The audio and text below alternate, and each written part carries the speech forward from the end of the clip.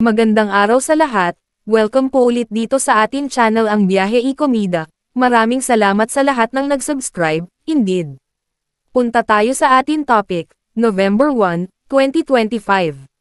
Robin, hindi namin miss ang showbiz, mas maraming magaling na artista sa Senado. Mas maraming magaling na artista sa Senado. Ito ang diretsahang inamin ni Senador Robin Padilla nang makapanayam siya ni Boy Abunda at tanungin kung nami-miss niyang bumalik sa mundo ng showbiz.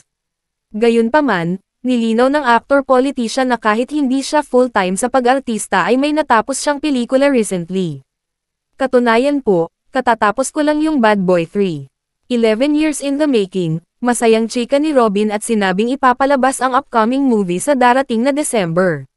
Kung matatandaan, noong 2022 nang magkaroon siya ng special appearance sa controversial film na Made in Malacanang, na tungkol sa Marcos family.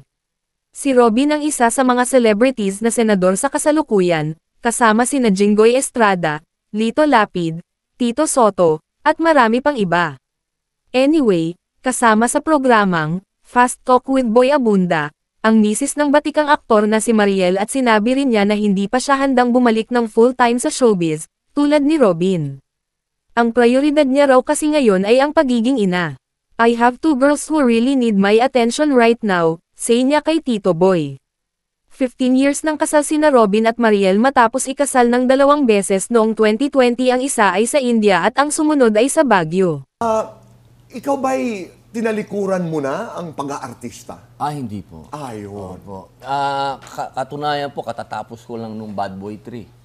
11 years in the making. 2014 po kami nag-umpisa ng filming na hinto lang nung pumasok ako sa politika. Hindi as ako, pero marami akong tinulungan nung panahon na yun. Hindi ko na po siya nagawa. Nung last year, nagsalita na si Boss Vic. Mukha yatang yung advance ko sa'yo, wala nang nangyari. Naningil. Naningil. Opo. Kaya po tinuloy ko po. Pero nung tinanong ko kung tuluyan mo na bang tinalikuran ang paggawa ng pelikula, ang pag-arte, parang ang hirap din itanong. Dahil kung iisipin mo, hindi naman talaga natin iniiwan ang industriya. Hindi po eh. Pero mas maraming magaling na artista sa Senado Mas magaling din. Mas magaling sa akin. Huwag mo akong umpisahan, Bino.